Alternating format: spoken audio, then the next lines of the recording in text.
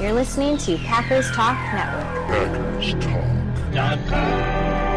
Do you want to experience the thrill of a Packers game at Lambeau Field? If so, be sure to get your game tickets from the longtime trusted source in Wisconsin, Ticket King. Visit their locations in Milwaukee and Green Bay, or just go to their website, theticketking.com. Again, that's theticketking.com. Ask whatever comes to your mind, on script, off script, and let's have some fun. Check New York Bozo! New York Bozo! New York Bozo!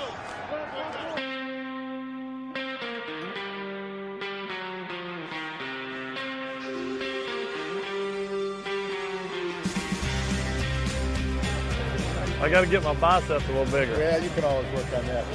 Or I could sure use a hot dog with chili. You know what time the game starts? Hey, you got any left-handed footballs? We need to fire him. Is anybody else tired, or is it just me? Good thing I'm in shape. You got any eligibility left? I got some advice for y'all. Take 2 weeks off, then quit. Good evening, Packer Nation. Welcome to a very, very, very, very special edition of Pack to the Future podcast. I am your host, John Jameson. Joining me tonight is Brian Fonfera. Brian, how are you this evening?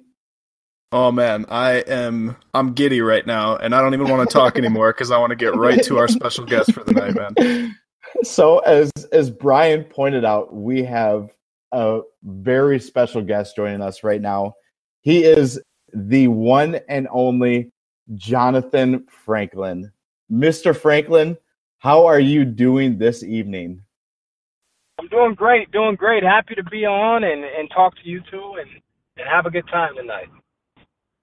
That's all we want, man. It's, it is such a blessing to have you on the show with us, and we're gonna have a good time. It's gonna be fun. We're gonna keep the energy pumping, and it's gonna be awesome. So, with no further ado, Brian, the reins are yours. All right, Johnathan, when I first reached out to you, you responded and said you were willing to do this interview because it was clear that I was a Game of Thrones fan from my Twitter avatar.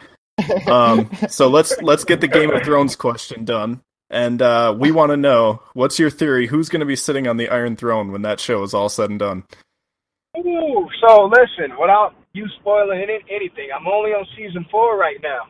Oh. So I'm still learning to understand it, but I'm a big fan of Khaleesi. She got the 3 dragons right now. She got fought an army. I love it, man. I'm a big fan of her. So we'll see what happens, man. I've been binge watching on the couch lately. I'm not gonna lie. Oh, you gotta buckle up for this show. This show takes you on a wild ride. I'm ready to go, man. I'm ready to go. You got some good stuff ahead of you, man. All right, so listen, Johnathan, what are you up to in your post-playing career? I know you're working with the Rams now. What are you doing there? Yeah, man, it's such a blessing to be back home in Los Angeles working with the Rams. So I play a part in our community outreach department, involved in community events, partnerships, but also spearheading the development and growth on the youth and high school football platform. Growing the game and developing fans for the future. All right, that sounds awesome, man. It sounds like you're having a blast doing it too. Yeah, it's great. To have an opportunity to come back to my hometown and make an impact about a city and in different communities that I'm passionate about, and those that I didn't know much about, it's a true blessing and a humble thing to do. So it's a lot of learning and growing, but being in my position, you really see the difference, and the impact from just being a resource for the community. So, you see the true measurables where as for some things you don't always know if you're making an impact, if you're making a difference, but in my role I can actually see people growing and being impacted by, experiences that we provide for them. That's great. All right, John, I know you got a couple questions for him now. I mean, first off, let me just say, Johnathan, that is absolutely awesome. And, out of all the, athletes that have gotten injured, football is a very physical game. And, I just I saw the positivity come out of you right away from the moment that the news came down, and I knew that there were great things in store for you. And the fact that you have a chance to give back to a city that you love and, work with youth that, need a solid mentor from people like you, like that's awesome. And, I applaud your efforts, number one. And with that being said, what do you miss most about playing? Wow. A few things, to be honest. But I would say the brotherhood. To just grind with my teammates and just hang out and just have our inside jokes and just to have just a pretty much 365, 24/7 group of guys that you pretty much do everything with and you develop and grow individually with in a collective setting. I truly miss that. It's a brotherhood that is hard to replace in a professional setting. And I would also say just peace of mind and enjoyment of playing the game, and playing in front of great fans, such as yourself. Playing at Lambeau Field, that community of people that just love, Green Bay Packer football, or even, when I played at UCLA, the fans really make a difference. And, like I said, it has to be some kind of special feeling. Obviously, UCLA is an amazing program, and the Packers themselves are one of the top-notch programs in football, pro football. So I could see all those scenarios. And the next thing that I do want to talk to you about is the draft just happened, and I kind of want to go back to draft day for you. And the Packers picked up Eddie Lacy in the second round, and then the fourth round comes around, and you get a call from the Green Bay Packers. Are you sure the Packers called you after picking up Lacy? Yes, I was shocked for a few things. One, I did not have one conversation with the Packers prior to the draft. So it was absolutely unexpected. You talk about how, you don't know what to expect during the draft day. Imagine that. For them to draft Eddie Lacy, prior to and giving me a call, I was shocked. I was absolutely shocked, but it was awesome, when they gave me a call. Coach Alex Van Pelt, he's a quarterback coach now for the Green Bay Packers. He was a running back coach at the time. He said, I know we drafted Eddie, but, we're bringing you in to compete. The job is open, and, we need a running back. So although they drafted two running backs, they did it for a reason, for us to push each other. Obviously, my stint didn't last too long, due to the injury, but, they completely understood what they were doing. And, you talk about the prestige of the Green Bay Packers. They wanted to build the running game. So I got two follow-up questions on that, Johnathan. So one, you said it was a surprise. You hadn't talked to the Packers before. Was there a team that you had in mind that you were pretty sure you'd be going to? Yes, without a doubt. I had a great conversation with the Cincinnati Bengals and also the San Diego Chargers. Okay. So I was set. I had my mind made up that I was going to go to Cincinnati or go to San Diego from what my agent was saying, telling me, and having different meetings. So to receive a call from Packers, I was like, what? Green Bay, Wisconsin. I felt some type of way about that, but it all worked out. All right. So my other question, they brought you in to compete. They did a very similar thing this year, just a couple rounds later, but they picked 3 running backs this year. So let's just assume that all 3 of those running backs listen to this podcast. What advice would you have for them? I would say, one, first, enjoy the moment. I think sometimes as a rookie and as a young man, you overthink about, obviously we're all competing and, we all probably are tense because you want to make the team, but don't forget to enjoy the moment. Enjoy being in the NFL and understand you were drafted for a reason. Trust in your abilities, trust in your skills that got you there, and don't overthink. Just because 2 other running backs were drafted doesn't mean that they're better than you or, they're ahead of you. Only you can control what you can't control. So don't worry about them. Don't compare yourself, but just be the best version of you. And work together. as best you can. Handle what you handle on the field, but mentally you want to be on one accord, pushing each other and challenging each other, because if all three of y'all working hard and making the team better, that's going to be best for everyone, for the organization. It's going to be better for all of them in the same room. So find a way to create a synergy amongst,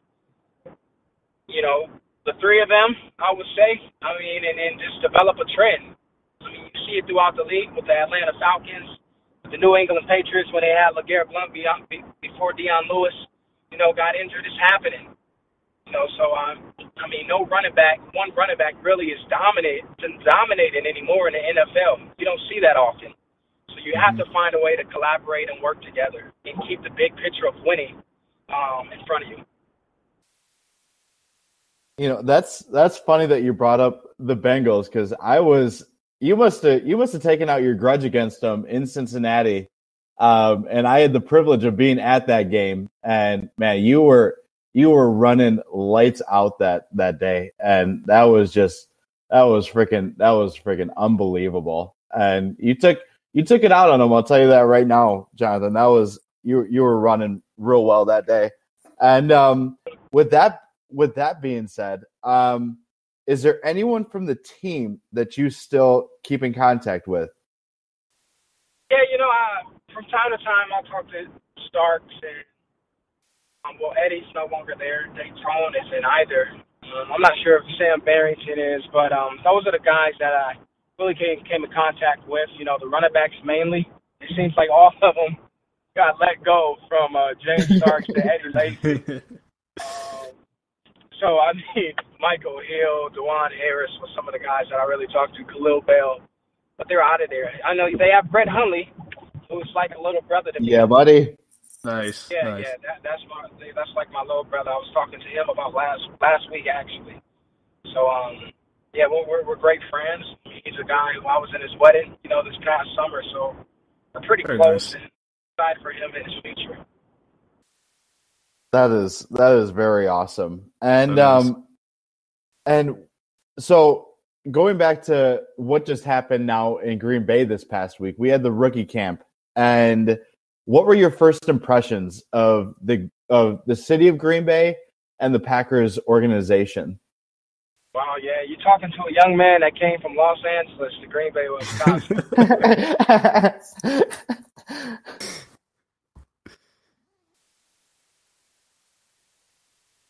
But when I first got out there, it took some time to get used to and adjust. You think about Los Angeles, the city life, everything you could think of, you can do here. We have here, from museums to the nightlife, from 7 professional teams now. So you have access to just a variety and a diverse group of things to do. Whereas in Green Bay, Wisconsin, is Packer football. And that's about it, for the most part. People live and sleep Packer football, so it was an adjustment, but it truly allowed me to grow as an individual, as a young man. I love the Midwest. You have the seasons. People are so authentic and genuine out there. And I really, was able to get a peace of mind from a day-to-day basis, and just be myself. People accept you for who you are out there, and I really appreciate that. As far as the Packers organization, it's one of the, most top-notch organizations that I've ever, communicated with or been involved with. I was just at the Combine a few months ago and was able to have dinner with Mark Murphy, and we talked, from month to month or every other month, and just his love after my injury to bring me back in the Packers organization, or just the players reaching out to me as a player and someone who has retired. It was just a true blessing, whereas it was never just about business, but they actually cared about me as a person, and I can never thank them enough.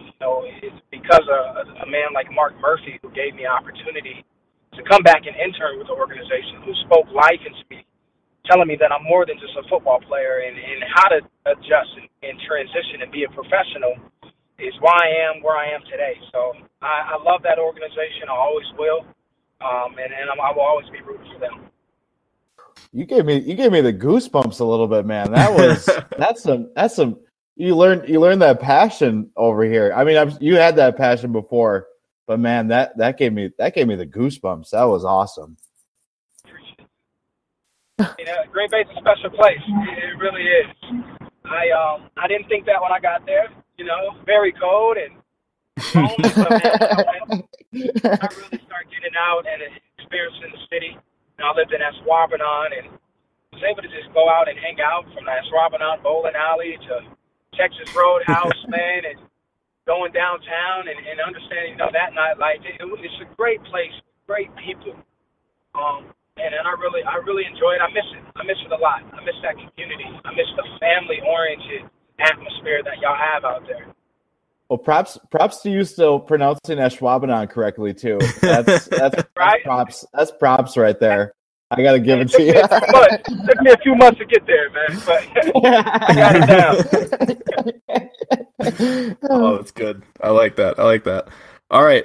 So you mentioned you still have a relationship with Mark Murphy, and you'll always root for the Packers. So do you follow the Packers? Do you watch them every week? You still wear your Johnathan Franklin jersey on game days? I gotta be. I'm working with the Rams. I gotta be politically correct. But I root for. They're in the NFC, so we're an NFC team as well. So I root for the Packers to a certain extent. But I root for the guys. I root for the organization. Absolutely. If we ever have our opportunity to see them in the playoffs, it'll be great. I'll be a happy man as long as the Rams win. But I will always that as just phenomenal players, and I mean that athletically, but just with personalities. I love all those guys out over there, from Aaron Rodgers to Clay Matthews, from a young guy like Brett Hundley. I just appreciate that organization and those players. All right, if the Packers and Rams meet in the playoffs this year, you'll have to jump back on another episode with us. Oh, absolutely. I like that. All right. So last year, to switch gears over to your current team now, the Rams. Last year, you guys invested a whole lot into Jared Goff. Tell me a bit about Jared Goff. How much faith you guys have in him as an organization? And he's our starting quarterback, and we put him declared him our starter toward the tail end of the season for a reason. Definitely the season wasn't headed in the direction that we wanted to, but we felt that giving him that experience to lead this team in this upcoming 2017 year was beneficial for him. He understands the game, and he's adjusting to the speed of it from the last, tail of the season. We're excited. We're confident. We provided some great weapons with him, from Gerald Everett, tight end, and Cooper Coop. And, we still have Tavon Austin and, other guys around with Robert Woods that we acquired. So we're excited. We're excited for what he's going to do. We feel that he has the right supporting cast. Don't forget, 2 years ago, Rookie of the Year, Todd Gurley, to run that ball. So as long as we come into the season with a great balance and get a great run game going to control the game, then we will have complete faith in Jared to lead our team. He's a young man that wants to win. He wants to get better. He works hard. He controls the offense and the huddle, and that's what you want out of your quarterback. He's an all-around great individual, and we're excited to have him. I was just going to ask you about Todd Gurley. Was last year? I know he still put up some pretty solid numbers, and is there any reason to be concerned about what his future looks like? No, not at all. Last year was obviously not the season that we hoped for. You could tell from our numbers and statistically we didn't perform up to our standard. But now as we move forward with a basically new coaching staff, we have the culture of just being the best that we can, working together and staying focused on our vision. And Todd is buying into that just like the other guys, and we're excited to just be the best that we can our 2017 year with our collective vision in sight. Man, I am. You are professional. I'm gonna tell you that right now, Jonathan. you are professional. Your answers are perfect, and I'm hoping for success for the Rams this year. I would love to see them get back to the glory days of the Warners and the Fox and, all those legends. And, new city, I'm expecting defense and the offense. You guys have weapons. So I'm thinking the Rams could be definitely a team to be reckoned with this year. And I'm hoping the best for them, to be honest. So, but mainly, I hope. I was gonna say, I hope the Packer family don't disown you now after that comment, man. You better be careful. Oh no. Their success ends when they meet the Packers in the playoffs. I don't know. I think he's turned into a Rams fan. Look at him. I felt your passion there, baby. I got the goosebumps now.